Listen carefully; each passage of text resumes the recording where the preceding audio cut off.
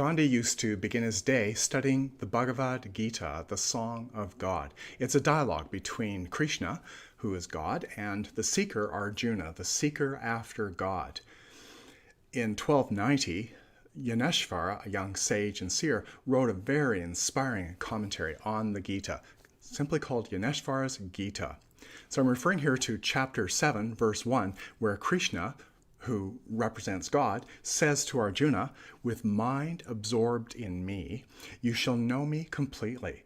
With mind absorbed in me, you shall know me completely."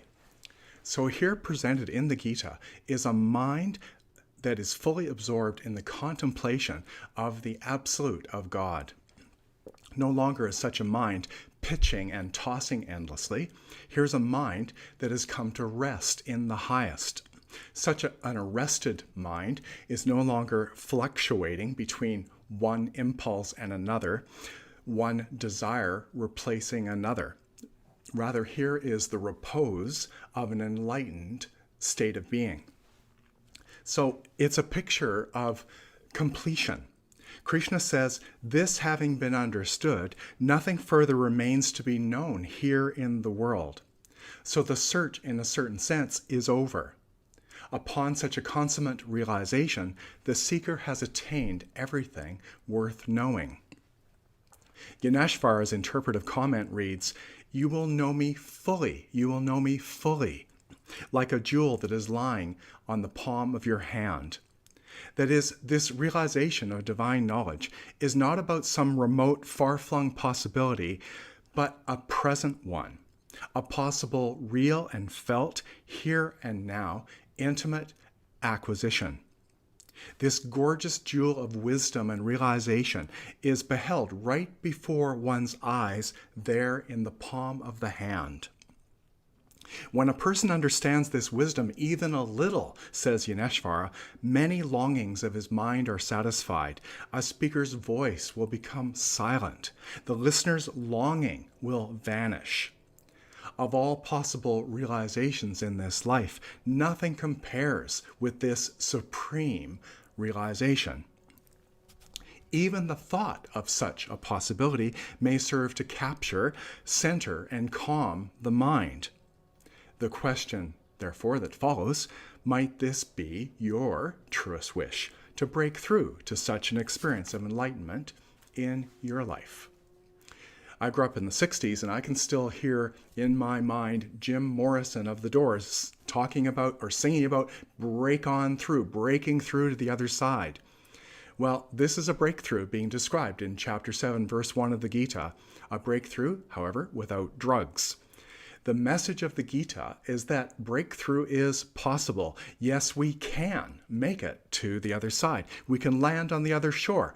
Everything depends, however, on whether such a quest is our truest wish. So again, is that our truest wish?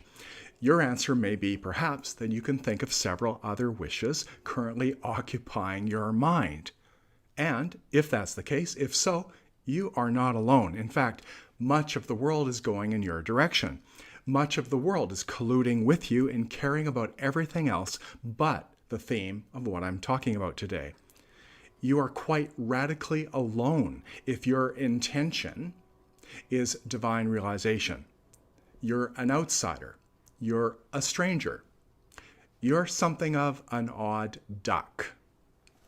So, it's a panoramic view in chapter 7 of the Gita where it describes that there's a missing intention on the part of so many people. There's no high intention or single wish for enlightenment among many, many people. Of thousands of men, says the Gita, scarcely anyone strives for this. Among thousands of people, rarely is there one who has an earnest desire for this.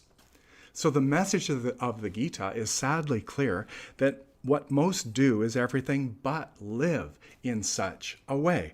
They do not have one true wish. Many wishes are entertained, but not the most crucial one. So many are like George Costanza in a Seinfeld episode, who said to Kramer that he had many cravings, but no, he'd never experienced deep yearning. Topping the charts currently is a book called How Will You Measure Your Life by Dr. Clayton Christensen, a hugely popular professor in the business school at Harvard. Dr. Christensen begins the book by describing Harvard graduates and Rhodes Scholars, the brightest and the best, who launched out into the world full of many wishes, but then he described how there was something of a descent into chaos.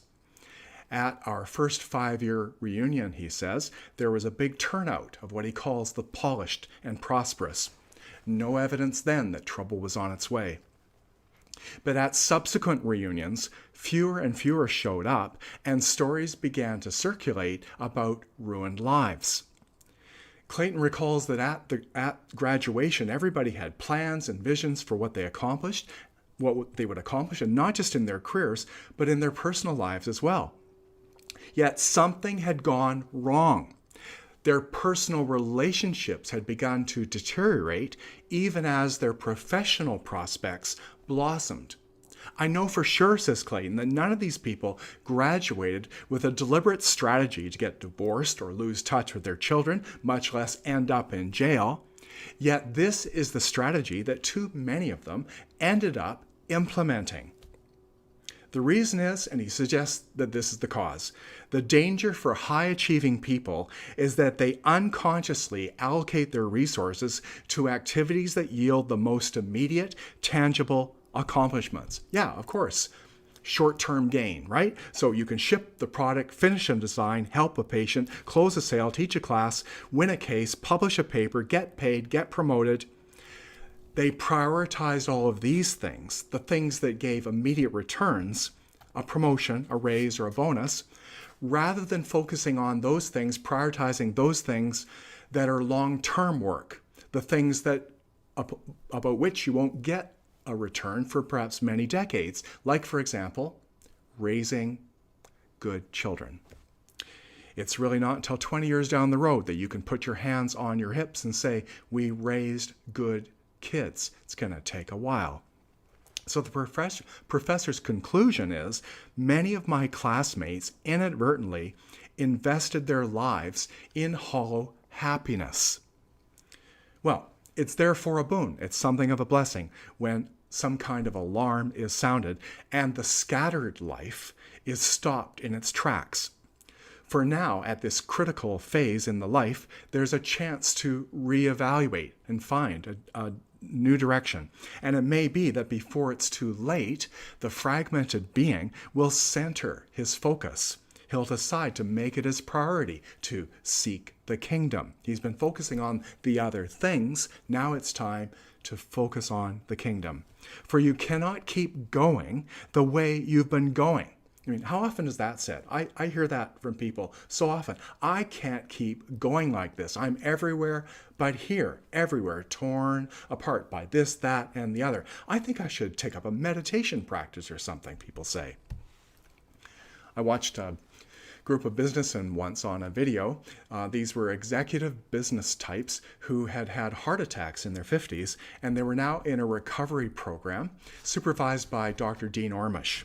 I've never forgotten seeing this group of men on their vegetarian diets, doing yoga, practicing meditation every day, and get this, they were sitting around in circles, getting in touch with their feelings.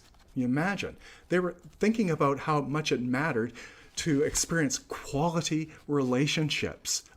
They'd been focused everywhere except in the direction that counted, and were now saving themselves by learning how to be singular in their intention to live lives from their spiritual centers. It was really something to behold. I went searching for it and I can't find it. If anybody hears this video, you know where I can get this? Let me know. So there needs to be a new impulse, a high intention, a true wish to keep the life we're living moving towards that unified and integrated state of being that Jnaneshwar envisioned as our greatest possibility. Without such a new impulse, says Peter Brook, without such a high intention, without a true wish, lives decay. But if at the crucial moment, the energies that are in action can make contact with energies of a different order, a change of quality takes place. And consciousness then rises to a higher scale, which in turn can lead to spiritual awakening and eventually to absolute purity, to the sacred. And we're right to what Jnaneshwar was talking about a deep sanctified consciousness. So my sense is that a choice is required between living fully, as I've described, or merely existing. In this regard, says Jean de Salzman, there are men of two kinds. There are the wheat and the chaff. Says she, no matter how intelligent, how gifted, how brilliant a man may be, if he does not work toward a true becoming, he will remain as he is all his life. You must understand, she says, that all other measures, talent, education, culture, genius, are changing measures. They're mere measures of detail. The only exact measure, the only unchanging, objective, real measure is the measure of inner vision. So in a great challenge to passivity, she says, try for a moment to accept the idea that you are not what you believe yourself to be, that you overestimate yourself. In fact, that you lie to yourself. You always lie to yourself every moment, all day, all your life. You are the prey of lying. You lie everywhere. Your relations with others, lies. The upbringing you give, the conventions, lies. Your teaching, lies. Your theories, your art, lies. Your social life, your family life, lies. Well, I wish Jean de Salzman was still alive because I would like to invite her over for dinner. I think she would make a fun guest. And you know what? I mean that. I believe it because I think there's power, the power of an awakened consciousness behind her stinging words and behind the words, behind the words of those who cheerlead cheeriness. All there is mere lead. So if she says, if you observe in this way, perhaps you will suddenly see something you've never seen in yourself. You will see that you are different from what you think you are. You will see that you are two. One who is not, but takes the place and plays the role of the other. I repeat, one who is not, but takes the place and plays the role of the other. Like this is the false self that takes over from the real self, the false manufactured illusory self. And then she contrasts that with, and one who is, emphasis upon one who is, yet so weak, so insubstantial, that he no sooner appears than he immediately disappears. Like this is the awakened soul peering out. And this part of you cannot endure lies. The least lie makes him faint away.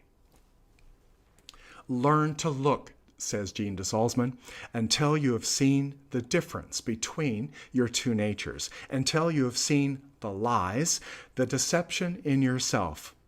When you have seen your two natures, that day in yourself, the truth will be born. So it comes down to this again, whether I have a high intention for spiritual realization. Is this my highest intention? Is this my truest wish? If so, you have that, and then the challenge is to line up your life in relation to that. The alternative is to walk ignorantly into the wasteland.